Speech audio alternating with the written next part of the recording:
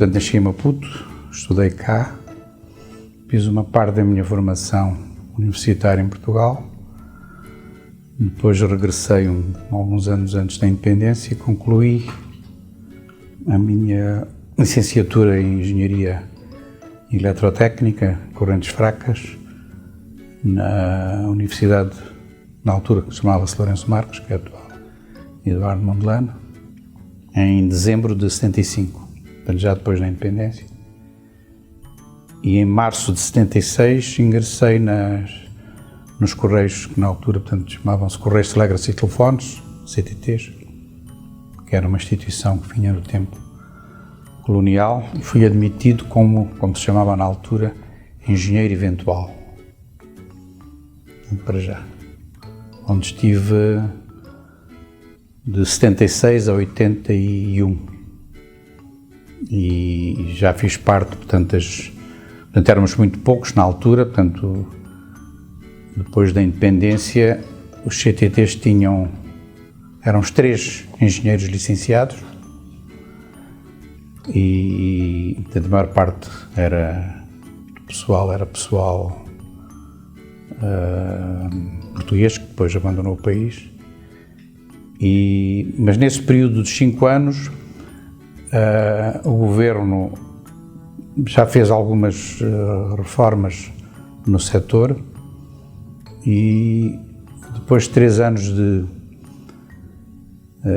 trabalhar como engenheiro, tive logo que assumir funções de direção. Portanto, os CTTs estavam divididos em Correios e Telecomunicações. Chefiei as telecomunicações até 81, a altura em que começou a grande reforma do setor, e então foi nomeado, quando a TDM foi criada, foi nomeado um diretor-geral e eu fui nomeado diretor-geral adjunto.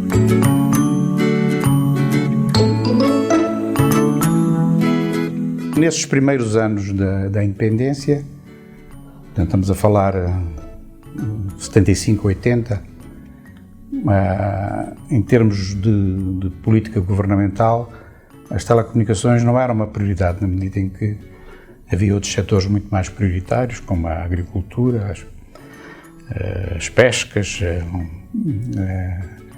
portanto, não havia fundos para as telecomunicações. E então a nossa missão, vocês perguntam quais eram as políticas, praticamente não havia políticas, as políticas era manter o que havia, né? O que se herdou do tempo colonial. Então, nesses 5 anos, a nossa tarefa foi manter o sistema a funcionar, que era um sistema, portanto, virado, digamos, para a estrutura colonial, dirigida fundamentalmente às capitais de província. Não havia praticamente inserção rural, era dirigida às comunidades, digamos, os colonos que viviam nas cidades, né? E com tecnologias de fim de ciclo. Portanto, tecnologias funcionavam, mas que não eram já as mais modernas. Portanto, nós tivemos os primeiros anos a conviver com os técnicos portugueses, que cá estavam, que eram quem mantinham o sistema. Portanto, ao abrigo do Acordo de Lusaka, criou-se aquela prerrogativa dos servidores, que puderam ficar cá durante 2 anos, uma série de condições que o governo português e o nosso governo criaram. O que para nós foi extremamente importante, porque nós éramos inexperientes e o pessoal moçambicano qualificado era muito restrito. Estávamos reduzidos a alguns técnicos bons, mas em pouco número, e então foi necessário ter esse apoio.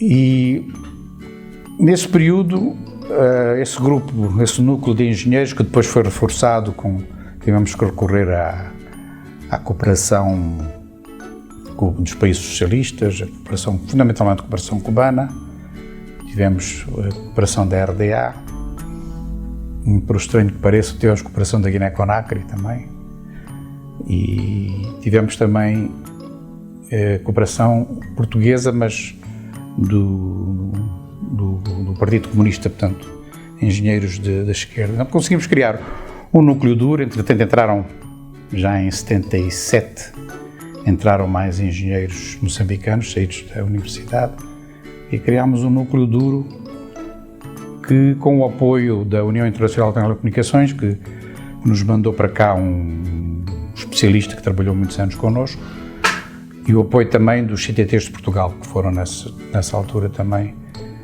muito importantes, porque era um apoio a fundo perdido. Portanto, não havia, fundamentalmente não havia dinheiro e nós trabalhávamos apenas com donativos e fundo perdido.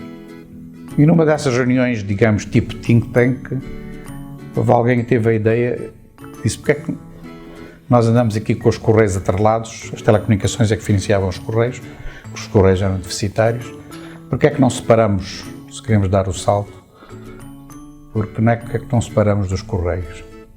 E de facto estamos a falar de 79, 80, fomos dos primeiros países em África a tomar essa decisão da separação. A nível quer da SADC, quer a nível do continente, os correios estiveram historicamente ligados às telecomunicações. E nessa altura nós fazíamos parte do Ministério dos Transportes e Comunicações, que era uma unidade que funcionou integrada desde 75 até 80, e na primeira grande remodelação governamental, portanto no governo do Presidente Samora, ele criou um ministério dedicado às comunicações, que chamava-se Ministério dos Correios, Telecomunicações e Aviação Civil. E o ministro que foi nomeado foi o engenheiro Rui Lausanne, que durante muitos anos esteve ligado à eletricidade e que veio da eletricidade para trabalhar. De facto, a tarefa que ele teve foi, como ministro, e, portanto, em termos de governo, pegar nessa nossa ideia da separação. Portanto, a separação ganhou corpo porque passou a ser uma decisão do governo e durante 2 anos foram criados uma série de grupos de trabalho que trabalharam intensamente na separação, que era um processo extremamente complexo, porque as duas entidades estavam plenamente integradas, havia diretores de serviço que trabalhavam para as duas empresas, etc. E que culminou em 81 com a criação de três empresas. Os Correios, as Telecomunicações, e criou-se uma empresa de filatelia, também que depois veio a desaparecer. Na altura a filatelia era um grande negócio. A empresa de filatelia veio... Portanto, a separação não foi pacífica, porque foi levado a Conselho de Ministros, um Conselho de Ministros dirigido pessoalmente pelo Presidente Samora, e não foi pacífica pelo facto de que, mesmo a nível do Conselho de Ministros, havia muita gente que não concordava com a separação, na medida em que achavam que com a separação os Correios iriam desaparecer, porque deixavam de ter, digamos, o apoio financeiro das telecomunicações. Mas, de facto, na altura o Ministro fez uma excelente apresentação e também digamos, o bom senso do Presidente da República na altura permitiu que fosse tomada a decisão da separação, depois levou à separação dos ativos, à separação das pessoas, e onde foram criadas 2 empresas estatais. A filatelia, digamos, era uma empresa menor, chefiadas a cada uma por um diretor-geral. Portanto, o primeiro diretor-geral não fui eu, portanto, foi o engenheiro Amioto Costa, que na altura também trabalhava connosco, e eu só fui nomeado diretor-geral em 83, 2 anos depois da criação da empresa.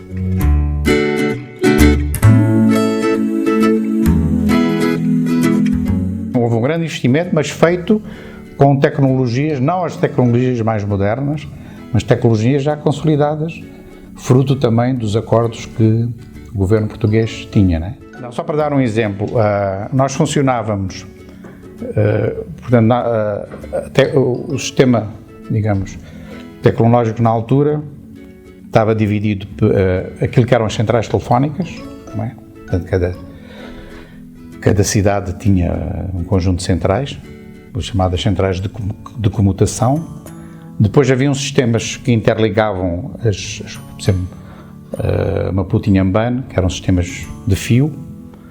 Depois havia sistemas de longa distância, que eram sistemas de rádio, que já eram também tecnologias que funcionavam relativamente mal. O que fez o engenheiro Vilar Queiroz foi, de facto, por um lado, manteve essas tecnologias consolidadas, não inovou nesse aspecto, mas inovou num sistema que na altura era bastante avançado, mas que depois não vingou, que era um sistema de origem militar, que ligava Maputo à Beira com uma estação em Chicolacoala, na altura chamava-se Malverne, e que era um sistema que chamava-se Sistema de Comunicações Troposféricas. Que na altura realmente era um sistema moderno, mas que era um sistema que depois não vingou porque era um sistema derivado do sistema militar. O que eu queria dizer é que nós herdámos tecnologias que funcionavam, as centrais aqui eram eletromecânicas, não eram eletrónicas.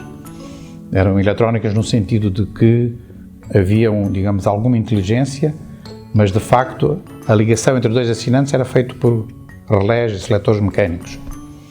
E onde efetivamente era a área onde nós tínhamos melhores técnicos moçambicanos que dominavam essa tecnologia. Mas já havia no mercado tecnologias mais avançadas, que depois, devido ao atraso do investimento, durante 10 anos nós não investimos, nós só começámos a investir a partir de 84 a 86, fez-nos queimar algumas etapas e passámos dessas tecnologias que os portugueses nos deixaram diretamente para tecnologias digitais, já na segunda metade da década de 80. O ministro, Rui Lousã, foi fundamental nesse processo porque todo o processo, digamos, de desenvolvimento institucional, portanto, as leis, os estatutos das empresas, as políticas, foram feitas de uma maneira integrada com a direção das empresas, quer nós, quer os Correios. O que permitiu, depois, na aproximação aos fornecedores, que essa aproximação fosse uma aproximação conjunta. Portanto, nós trabalhámos sempre em parceria com o Governo, o que nos facilitava em termos de aprovações em Conselho de Ministros, como nos facilitava-nos na questão do financiamento. Vocês falam aqui como é que se conseguiu o financiamento. De facto, devido a haver outras prioridades, nós até 84 não recebemos nenhum financiamento externo. Tudo o que tivemos foi apoios, do caso de Portugal, de operadores, digamos, a fundo perdido, e os primeiros financiamentos que nós tivemos foram fundos concessionais, que na altura eram fundos que eram emprestados ao Governo, em moeda forte, e que depois o Governo nos emprestava a nós em moeda local. Nós assinávamos com o Governo um chamado Acordo de Retrocessão, em que nós comprometíamos a pagar em moeda local, depois o Governo é que pagava em moeda forte. E foi assim que, fundamentalmente, começámos com a França, através daquilo que é agora a Agência Francesa de Desenvolvimento, e depois tivemos um grande apoio dos países nórdicos. Mas, de facto, a questão do desenvolvimento tecnológico esteve sempre na cabeça das pessoas, porque o desenvolvimento tecnológico era uma questão. Nós temos, numa fase da empresa, dizíamos que a TDM é uma empresa em permanente mudança, porque, de facto, estávamos sempre. E nós, como consumidores da tecnologia, consumidores e não produtores, tínhamos a facilidade de podermos consumir a última tecnologia, desde que os financiadores tivessem a disponibilidade de pagar. Como também tivemos financiadores que achavam, como o Banco Africano de Desenvolvimento, que nós não tínhamos capacidade de gerir novas tecnologias, portanto é melhor pôr tecnologias antigas, que aqui em África é o que funciona. Por isso, quando a estação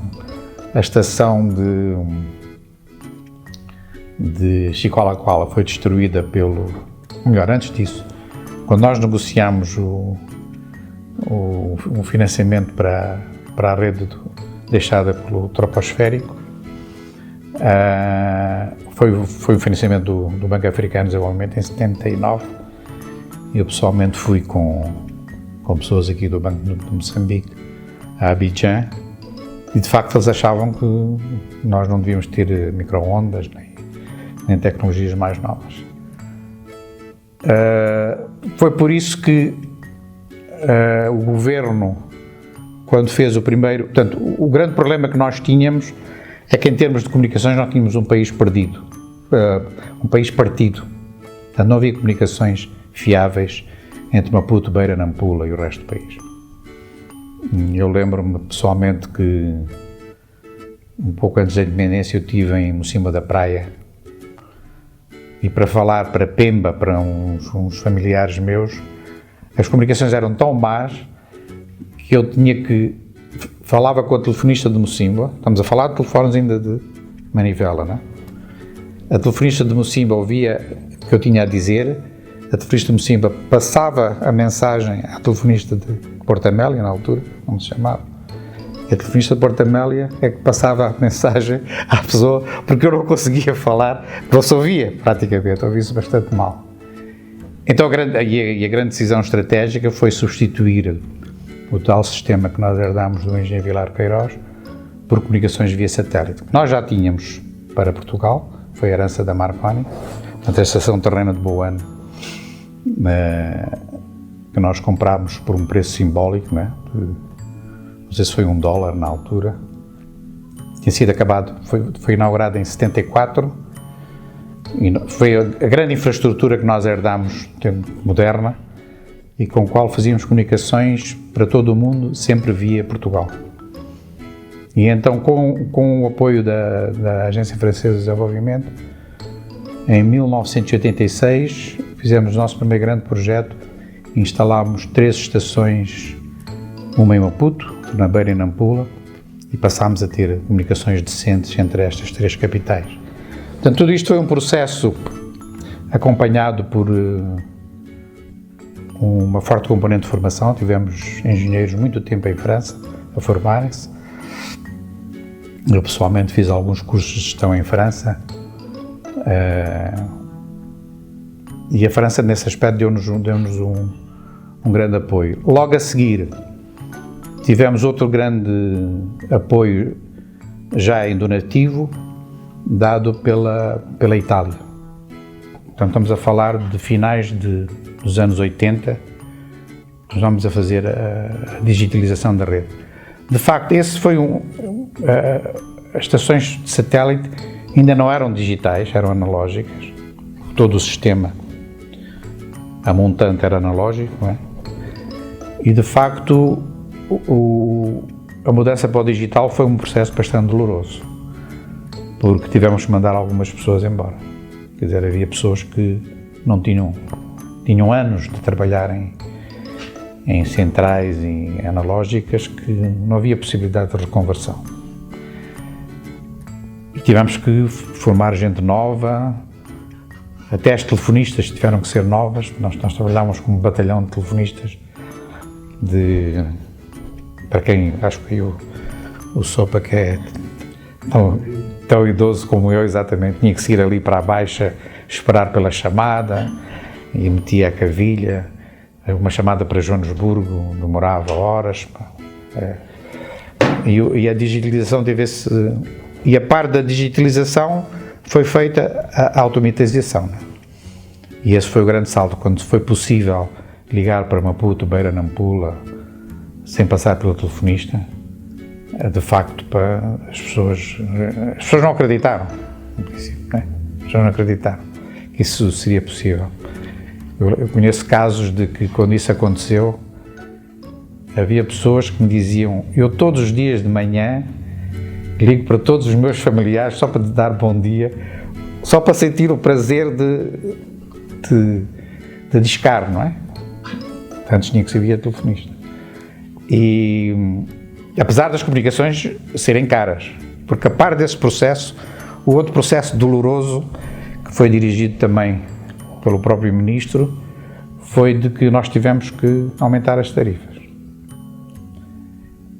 E fomos atacados na imprensa e as pessoas nos insultaram. Fizemos aumentos de tarifas da ordem dos 60%. inclusive houve um aumento, foi quando nós começámos a fazer as primeiras conferências de imprensa, tentar sensibilizar os meios de comunicação social, que era esta questão das telecomunicações, e porque é que se aumentavam tarifas para fazer face aos investimentos, porque realmente os preços estavam completamente fora de contexto. E alguns profissionais entenderam, inclusive fazíamos um cocktail e tudo para os jornalistas, mas havia uns que iam aos cocktails e depois no dia seguinte atacavam. Eu tenho editoriais absolutamente violentos sobre esse aumento. Foi um aumento bastante difícil de fazer, mas foi a única maneira de conseguirmos viabilizar a TDM e fazer mais investimentos. Essa questão que vocês põem, como é que nós conseguimos financiar? Nós vivemos com donativos, fundos perdidos e créditos concessionais. Mas a partir do momento em que a TDM passou o break-even, começou a ter lucro, as mesmas agências que nos davam créditos concessionais disseram: agora acabou, agora é crédito comercial. Você já tem capacidade para pagar. E portanto, toda essa engenharia foi feita pela empresa e por isso para nós o apoio do Governo foi vital, porque o Governo deu sempre-nos o backup. E estamos a falar de um período que vai de 86 até o Acordo de Paz, 94, na altura em que depois sai. Entretanto, o Ministério voltou-se a fundir, mas o Ministro Rui Lousã passou de Ministro a Vice-Ministro, porque continuou ligado a nós. Só tivemos depois um novo Ministro, depois do primeiro Governo saído das eleições. Mas aí já estávamos nós em velocidade de cruzeiro e já tínhamos todos os contactos e passámos a trabalhar de um modo mais independente do Governo e já tínhamos credibilidade junto dos financiadores. Portanto, quer as agências nórdicas também, que foram muito importantes, a ASDI, a Danida, a Finida, foram extremamente importantes e fundamentalmente os países ocidentais que nós recorremos nesse período.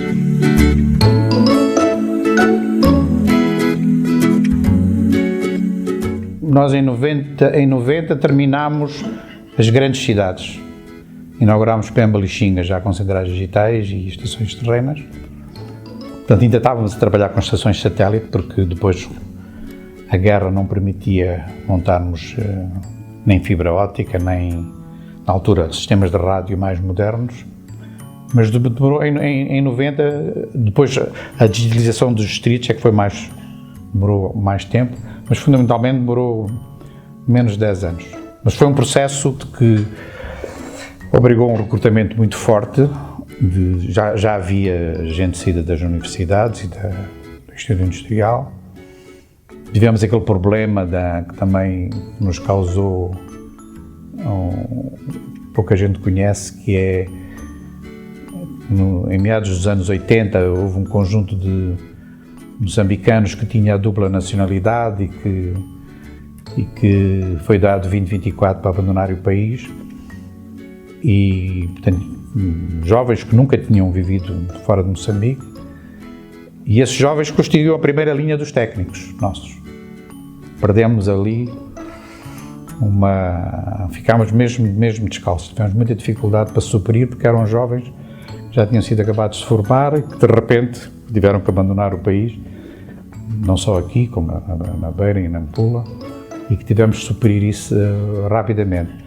Um aspecto essencial aqui, portanto, nós depois acabámos por terminar com essa cooperação socialista, que foi muito importante, especialmente os cubanos foram muito importantes depois da saída dos portugueses em 79, os portugueses saíram em 77.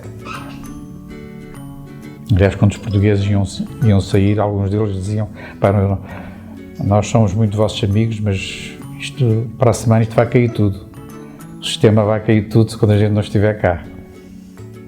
Felizmente a cooperação cubana foi muito importante, mas teve um timing. E depois então começámos. Aqui a questão fundamental é que nós nunca tivemos medo, depois que começámos a receber consultores e assessores estrangeiros, nunca tivemos medo de trabalhar com estrangeiros. Mesmo numa altura em que os estrangeiros ganhavam não era o dobro, muito mais do que nós ganhávamos. Aliás, em 83 houve um técnico que num seminário pediu a palavra, um seminário desses de reorganização da empresa, e disse que não estava disposto a trabalhar enquanto tivesse um estrangeiro ao lado dele que ganhava 3 vezes mais do que ele. E foi preciso explicar porque é que isso acontecia, não é? Então tivemos, com a cooperação sueca, fundamentalmente, técnicos de várias origens que formaram pessoal, e depois criámos aquele edifício bonito que é um Instituto de Formação, onde se formou muita gente, e nesse processo digital. Aqui a grande questão de fundo é que, quando se deu a independência, houve um grupo de portugueses que se foram logo embora, mas houve um grupo de técnicos que negociou esse acordo por 2 anos, que também era do interesse deles, e que ficou. Mas à medida que como nós dizíamos, houve um período em que se admitiu muita gente nos CTTs, e por cada técnico português qualificado, admitiam-se 2 moçambicanos não qualificados. Então, quando nós entramos, nós tínhamos 4.000 trabalhadores para menos de 50.000 linhas telefónicas. Dava um rácio absolutamente miserável. E uma das medidas dolorosas que a gente teve de fazer não é, como é que se diz, não é dispensar, negociar rescisões. Havia muita gente que já tinha idade, etc. Mas tivemos logo que reduzir a força de trabalho para metade. Portanto, tínhamos a pirâmide invertida. Tivemos que pôr a pirâmide à direita. E depois, a partir daí, começou um processo de formação contínuo. Depois tínhamos uma pirâmide com uma idade muito avançada, tivemos que reduzir a idade. E, portanto, aí nos anos 90 já tínhamos uma força de trabalho qualificada, ainda com muitos estrangeiros, mas, e estamos a falar também dos estrangeiros dos fabricantes, não é? Nós trabalhámos fundamentalmente com a Alcatel francesa, com a Italtel italiana, com a Ericsson da Suécia, as grandes empresas na altura, e que foram formando, mas de facto a tecnologia muda todos os dias, não é? E na altura a mudança não era tão radical como é hoje em dia, não é? Hoje muda a todas as horas, não é? Que é ainda mais grave. Mas passámos bem nesse processo.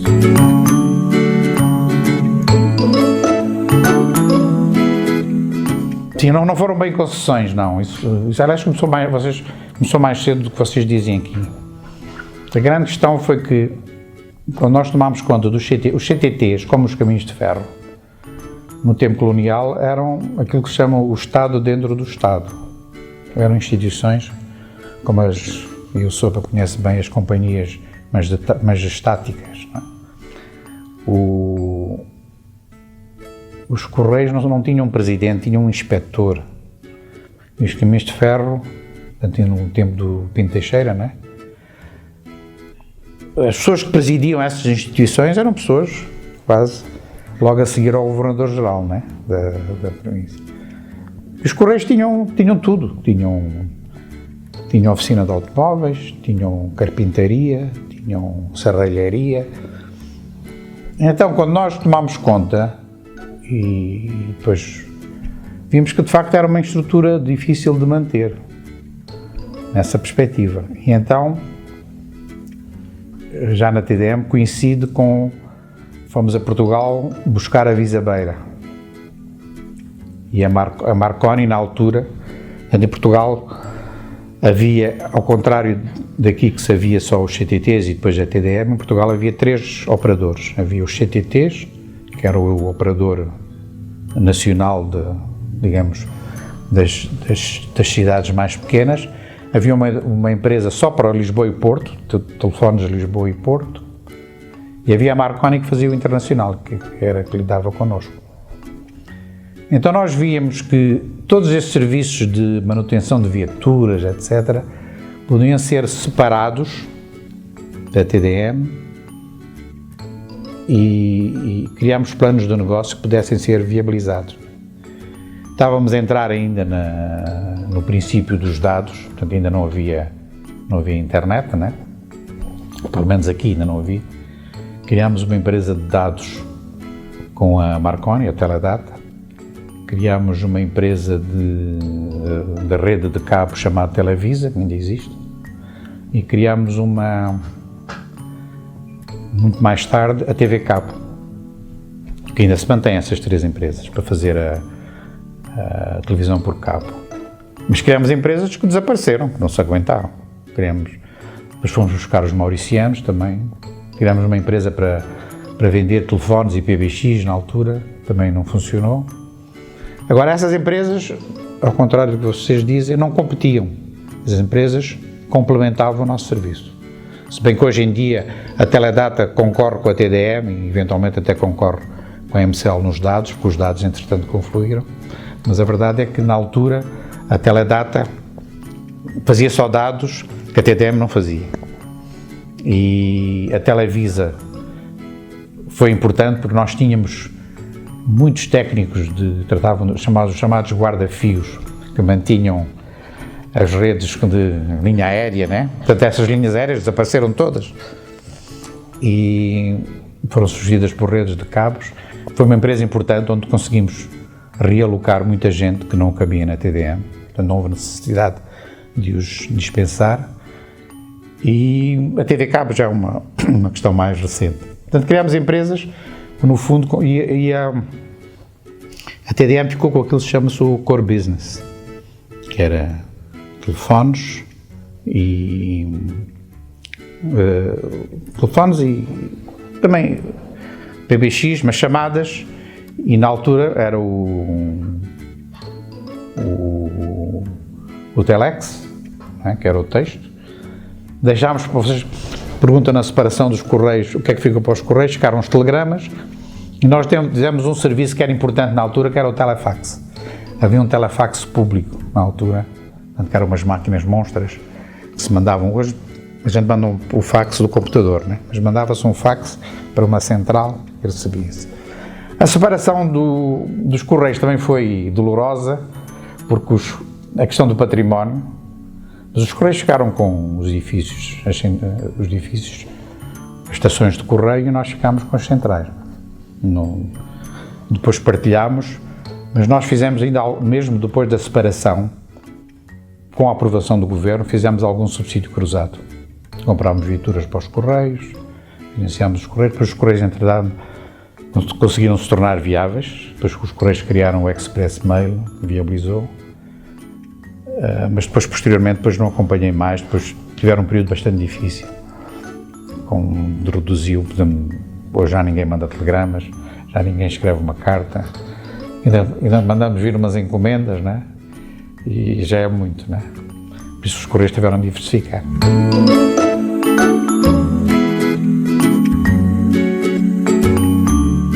O primeiro problema foi com as agressões da Rodésia. Portanto, nós tínhamos na altura, a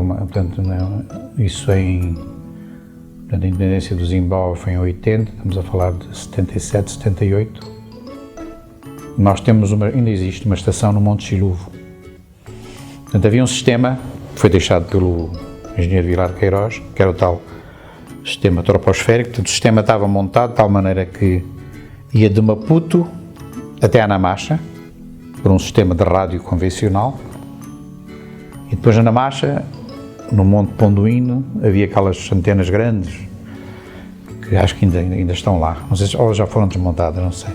Depois o sinal ia do Monte Pondoíno para Chicoalacoala, também é um monte que eu não sei, já não me lembro o nome. Depois Chicoalacoala ia para o Monte Chiluvo, que fica entre a Beira e o Chimoio, e de Chiluvo para a Beira ia num sistema igual daqui. Então o ataque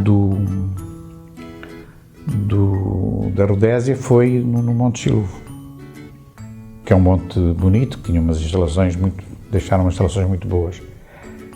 E o sistema, eu estive lá poucos dias depois do ataque, tivemos um técnico que ficou surdo, não foi ferido, mas o estrondo, os rodesianos subiram ao monte, não sei se desceram de paraquedas, não sei, e meteram uma bazuca no meio do equipamento. Mas o equipamento era tão militar que a bazuca atravessou o equipamento e o equipamento continuou a funcionar. Uma coisa absolutamente impressionante, porque o equipamento do Troposcatter é um equipamento que consumia grandes potências de energia, ao contrário de hoje, não é? Aquilo tinha uma válvula final, que depois irradiava para a antena, que tinha mais ou menos esta altura, e que só se vendia ali na Rádio Scala, e só se comendava por encomenda. Portanto, se houvesse uma avaria, a gente tinha uma em stock, não é? E os sistemas de refrigeração eram feitos por placas que deixavam muito espaço entre os equipamentos. E esse foi o primeiro ataque que nós tivemos, conseguimos reparar a avaria. Depois, aqui na Guerra dos 16 anos, nós deliberadamente não montámos sistemas, não se usava muito fibra na altura, nos sistemas de rádio normais, daqueles como temos agora, daqui para o Xai-Xai ou daqui para Inhambane, que exigiam uma repetidora de 30 a 60 km, exatamente por causa da guerra. Só começámos a fazer isso depois de 92, começámos a montar. Portanto, montámos tudo por satélite, portanto, fizemos Maputo, Beira, Nampula, depois fizemos Pemba, Lixinga, depois fizemos Angoche, fizemos, todas as capitais têm, até de Chimoio, menos gás em Inhambane, porque tinham um sistema mais, acho que em Inhambane também tem, não? Portanto, tivemos que precaver, tivemos que esperar pelo fim da guerra para fazer sistemas terrestres.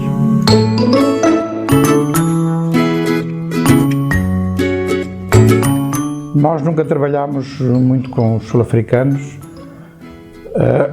A única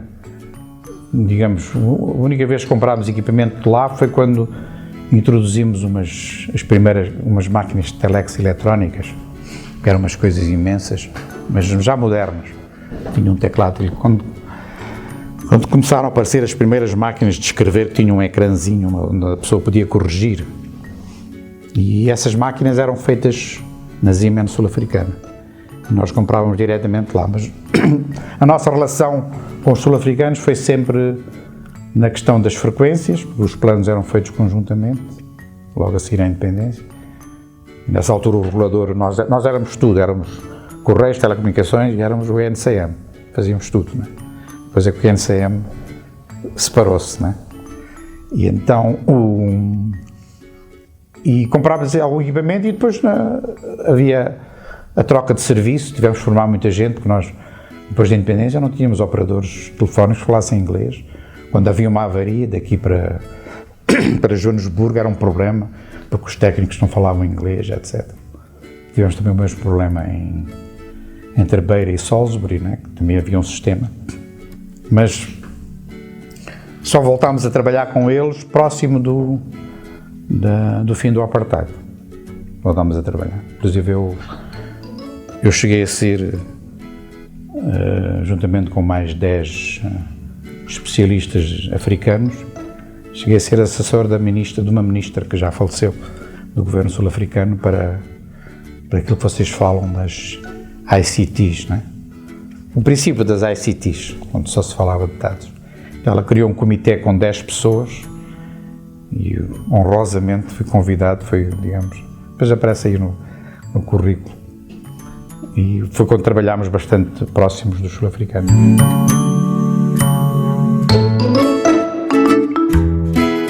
Eu tive 12 anos na SADC, no período em que fazíamos projetos em África do Sul, não é? Porque o lema era ser independente da África do Sul, até 98. Houve alguns projetos, porque havia aqui a Comissão dos chamava-se Comissão de Transportes e Comunicações da África Austral, SATCC, e eu era o responsável da TDM nessa comissão, onde trabalhei de 80 a 92, juntamente com a aviação. Havia um presidente da aviação civil, havia um dos Correios, havia de outros setores dos transportes, e anualmente tínhamos essa reunião.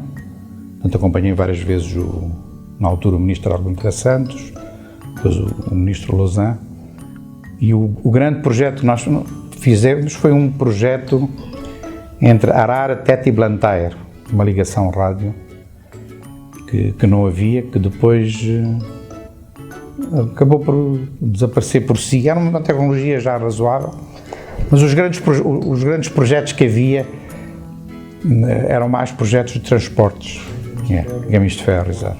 Em comunicações não havia assim grandes.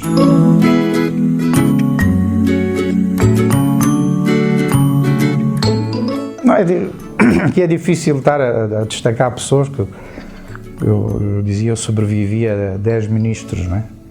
Tive 10 ministros de transportes e comunicações, mas fundamentalmente há uma pessoa aqui que é central, que é que vocês, não sei se vão conseguir, porque ele agora já não está cá, que é o ministro Rui Lousã, não é? Portanto, ele é nomeado em 80 e é aí que se faz a grande reforma. Há pessoas que dizem que foi feita mais tarde, mas aí é que foi feita a grande reforma do setor. E com uma visão a largo prazo, quando vocês perguntam, por exemplo, a questão da MCL, ele fez um estatuto em 1981 que já previa que nós íamos ter a MCL em 1997. Já estava lá escrito. E a visão era de que, apesar de 97 já haver um regime, não havia um regime de concorrência, era fundamental que a MCL fosse o primeiro operador móvel a aparecer em Moçambique. Que fosse a MCL e não um operador sul-africano, um operador estrangeiro. E já havia muitas pressões nessa altura. E foi por isso que a MCL durante muitos anos manteve a hegemonia do setor, mesmo depois da entrada do segundo operador, continua a ser o maior operador até há bem pouco tempo. A entrada do terceiro operador é que depois alterou. Portanto, acho que esse é um personagem central. É evidente que há outras pessoas, né, entre ministros e colegas meus, e aqui eu pessoalmente tive a sorte e o privilégio de sempre trabalhar em equipa com bons colaboradores, quer os meus pares, quer os meus superiores, quer os meus subordinados. Portanto, todo este processo é fruto de um trabalho de equipe. Quando vocês dizem aqui a questão da formação do pessoal, nós estávamos próximos das pessoas. Eu cheguei a ter um diretor de recursos humanos, quando nós tínhamos 2.000 trabalhadores, que conhecia o nome de cor de cada um dos trabalhadores. A gente fazia uma reunião na beira, levantava-se um fulano, pedia a palavra, e ele dizia o primeiro nome, e o meu diretor de recursos humanos dizia o nome completo dele, e o trabalhador ficava completamente... Portanto, estávamos próximos das pessoas, não é? E em períodos difíceis de resolver problemas, sei lá, temos bolsas a centenas de trabalhadores que tinham o 5º e o 7º ano, na altura, né, para tirar a universidade. Ainda hoje cruzo com pessoas que tiraram com bolsas da TDM, formámos muita gente fora, demos a chave de dezenas de casas a pessoas que não tinham casa. E, portanto, foi todo este processo de... Por isso, é difícil, sem querer dizer quem foi melhor ou pior. Para mim, portanto, a pessoa foi fundamental.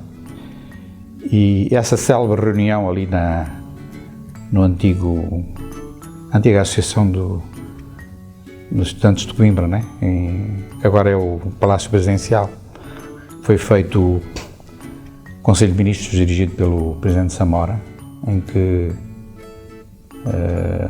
nós fomos convidados, nós ficámos ali na galeria, e com aquele ambiente solene que o Presidente dava às reuniões, e depois da apresentação do Ministro Lousã de todos os pressupostos da separação.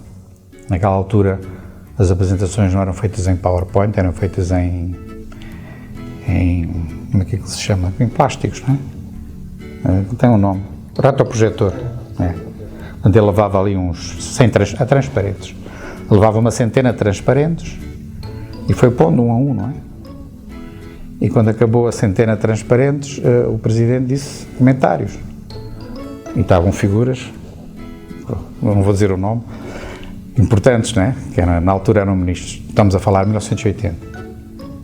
E houve ali um grupo de ministros que disse, não, nem pensar, não, Sr. Presidente, não concordamos, nem nada, e puseram montes de questões. Só que o nosso ministro já sabia, se fosse agora ele respondia no computador, né? Mas ele já sabia as perguntas que iam fazer, então tirou mais 20 transparentes que respondiam às questões que ele previa que iam fazer. E de facto, o Presidente Sampaio, nunca mais me esqueço, teve uma saída, disse assim, ele é engenheiro, né? O Lousan é engenheiro, para dizer, disse, engenheiro, tu é que sabes, pá, estes meus ministros não sabem nada. O assunto está encerrado e criámos a TDM. Agora imaginem, portanto, a decisão do Presidente foi uma decisão estratégica, fundamental para o futuro das comunicações deste país. Agora imaginem, o Presidente dizia não, volta tudo à estaca zero e continuam os CTTs. Onde é que estaríamos hoje?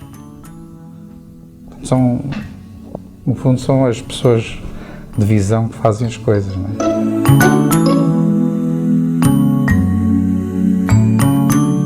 Não, o cabo submarino foi ainda resultante o cabo submarino foi projetado nos anos 80 e surgiu também de uma vontade de financiamento por parte esqueci-me de mencionar aqui, a Alemanha teve um papel importante. Portanto, todo o Telex foi financiado pela Alemanha, sempre, as centrais de Telex, até desaparecerem, e depois mesmo quando nós ainda não reconhecíamos a República Federal Alemã e trabalhámos mais com a RDA, os alemães foram importantes. Depois, quando esse problema ficou resolvido, da famosa cláusula de Berlim, depois com a queda do muro, a situação ficou muito mais facilitada. Não, a questão aqui é que nós demorámos algum tempo, de facto, em substituir os cabos de cobre por fibra óptica, a nível da cidade. Vamos a falar as redes, mas já nos finais dos anos, portanto eu saí em 2003 da TDM, finais dos anos 90 lançámos concursos e fizemos anéis de fibra óptica aqui.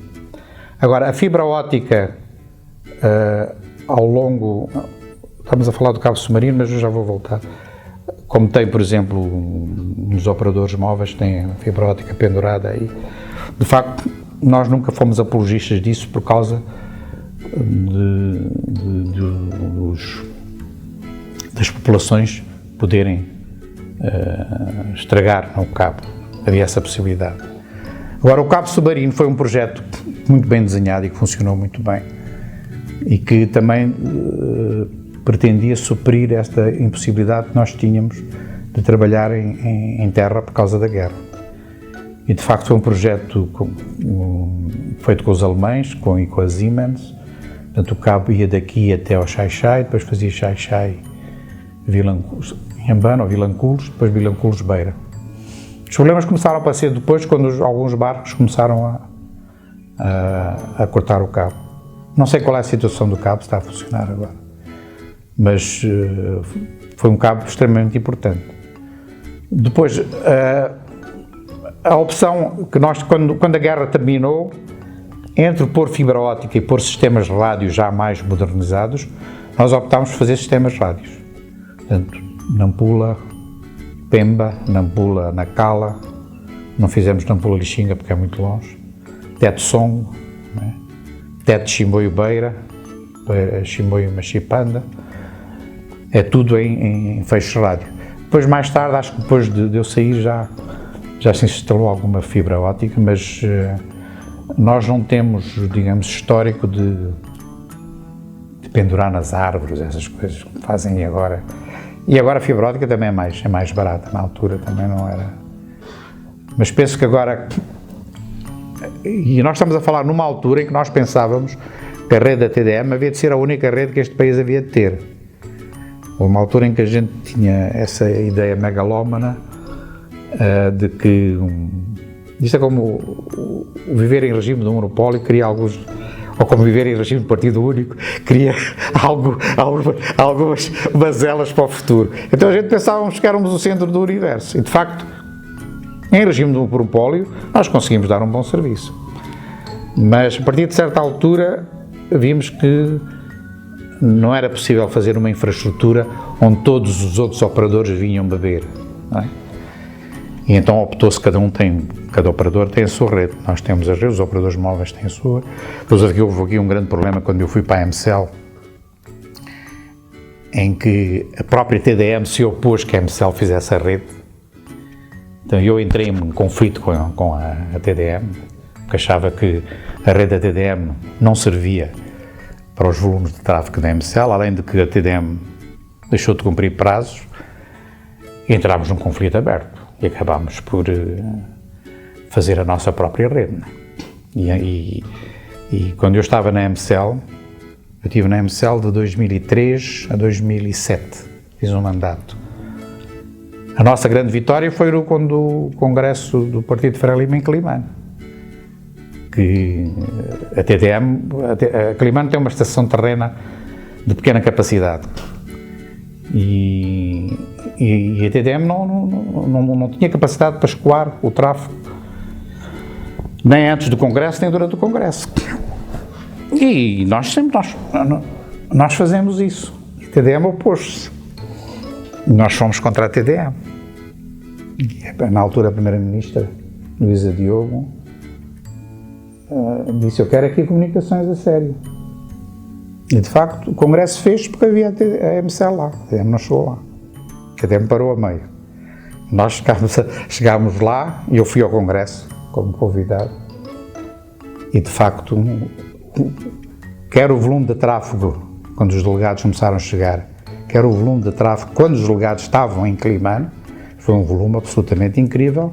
Foi todo escoado pela MCL e uma parte pela estação terrena da TDM. Portanto, a partir daí, os operadores usam as técnicas que acharem melhor, não é? Em termos de fibra. Não sei se a MCL a MCL já usa alguma fibra. E por isso hoje avançamos para como a mesma história de partilhar as torres, não é? O regulador decidiu, mas ninguém partilha, não é?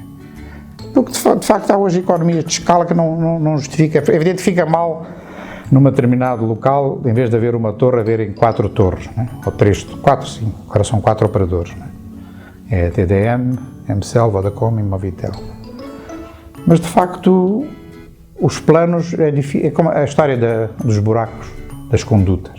É difícil articular os programas da EDM com as águas, com as TDM já não enterram muitos cabos, e fazer um buraco comum para os diversos provedores, não é? Ainda mais numa altura em que quando os financiamentos fluíam, mesmo assim, quanto mais agora, não é? Os financiamentos já não fluem com tanta facilidade.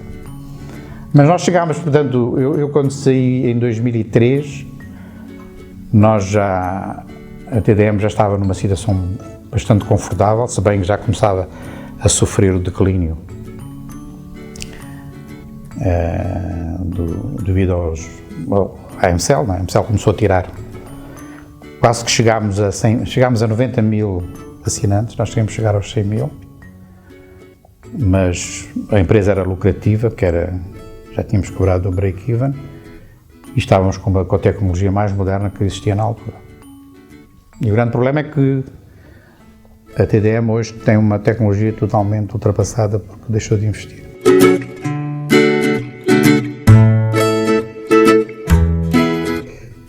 A fusão depende da maneira como for feita, não é? Mas a fusão era inevitável. Porque nós já pensávamos, da mesma maneira que separámos os Correios das telecomunicações, pensávamos mais cedo ou mais tarde haveria de haver um operador único. E o exemplo melhor foi o caso de Portugal, não é? Eles tiveram 3 operadores e depois fundiram, e o fixo móvel hoje não há fronteiras, não é? Então o que se vende é o produto, por exemplo, em Portugal é o MEL, que é o telefone fixo, móvel, dados, televisão, internet, tudo. E aqui era inevitável. O problema é que aqui nós temos uma situação que não tivemos em 80, com o ministro, que hoje já não existe a empatia entre o governo e os operadores. Eu não queria entrar nesse campo, né? Mas hoje, quando um membro do governo critica uma empresa do Estado, é uma questão complicada, porque o membro do governo representa o acionista. Se eu sou o acionista e critico a minha própria empresa, a questão é complicada. Pode ser um problema de gestão, pode ser os gestores podem não prestar, etc. Mas o acionista é fundamental. Portanto, e hoje as soluções, de facto, essa questão da fusão é um caso típico. O processo está-se a arrastar determinadamente, exatamente porque não existe uma ligação entre a administração, o governo, e neste caso também o representante do governo, que é o IGE.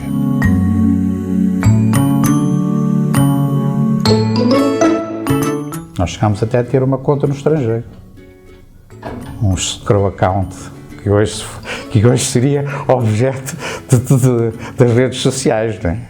Mas tivemos também uma coisa boa com o ministro Rui Lousã, que foi as questões de ética, honestidade e princípios de valores, não é? Cultivámos isso. Portanto, enquanto eu dirigia a TDM, portanto, nenhum administrador meu, nenhum diretor meu tinha outros interesses fora da empresa, ou tinha empresas fora, ou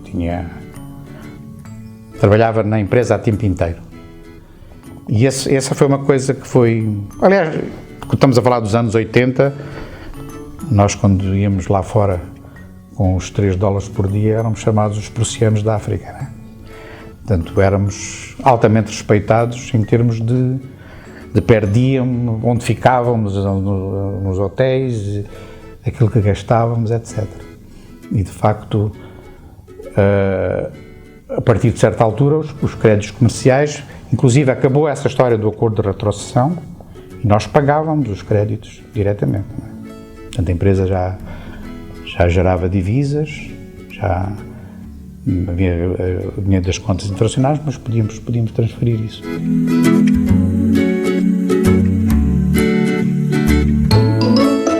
São 31 anos, é uma história que não acaba nunca, não é? Fora alguns episódios que eu vos contei. E de facto, eu digo sempre isto e repito, isso faz parte do livro que está por fazer, não é? Eu tive o privilégio de... Eu entrei em 76, mas em 73 eu fiz um estágio aqui nos CTTs, ainda como estudante. E convivi ainda com sistemas mais antigos de telecomunicações, aí no interior, não é? E tive o privilégio de trabalhar com esses telefones, não é, de bateria local, até ao telemóvel. Foi lançado por nós, não é, aqui em Moçambique, na MCL. De facto, é um percurso que abrange, digamos, um universo tecnológico absolutamente impressionante, não é? E ao longo disso tudo, o outro privilégio é, como disse, trabalhar sempre com gente que até hoje, quando me cruzo, respeito bastante. Quer sejam superiores, subordinados, ainda hoje cruzei com um dos meus diretores, há uns 10 anos atrás, e as pessoas mantêm esse respeito. Foi uma história bonita de se fazer. Portanto, eu penso que há de haver, vocês constituírem, penso que há alguns elementos que vos faltam de toda a história, né? Para ficar no museu, onde vocês constituírem isso, e depois podem ver, eu tenho aqui alguns papéis para vos dar, podem ver, de facto, qual deve ser a próxima entrevista.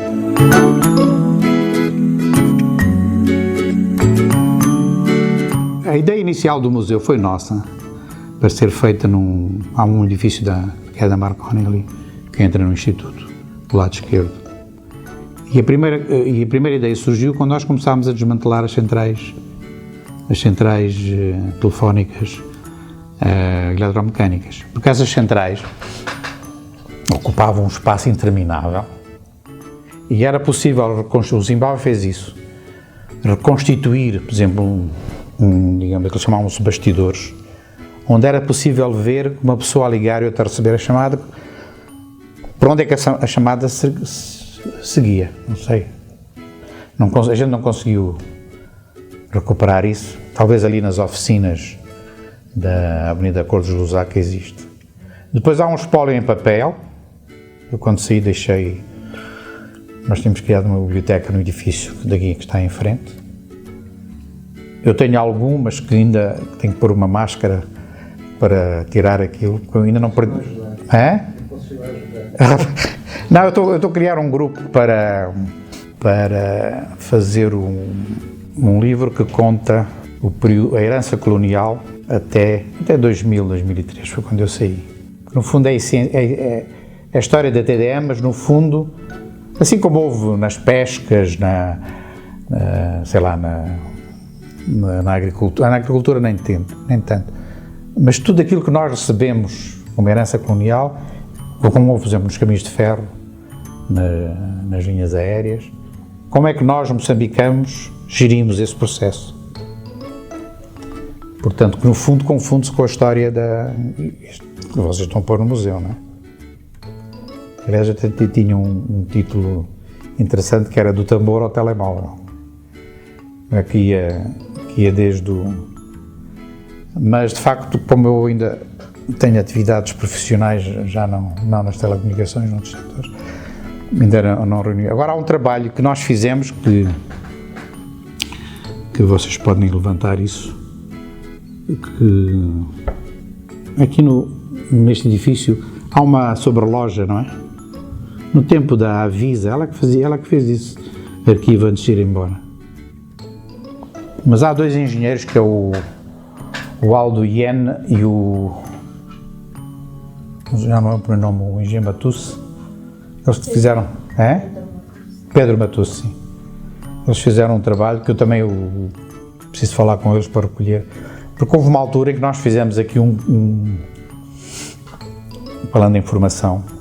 Aliás, ficou muito por falarmos sobre o pessoal. Nós fizemos aqui para os nossos engenheiros, fizemos um curso que demos um nome pomposo em inglês, HCM, High Command Management, portanto, gestão de alto nível. Então, eram os melhores engenheiros que nós tínhamos, já no fim da década de 90, em que as aulas eram dadas por nós, portanto, os gestores mais antigos, e alguns dos nossos consultores, esses gestores mais experientes. E depois, no fim, cada grupo de alunos fazia uma espécie de um trabalho. E eles dois fizeram um trabalho sob minha supervisão, que era um pouco a história da TDM, e fizemos uma parte só. E é que deve estar aí algures, eu não disse.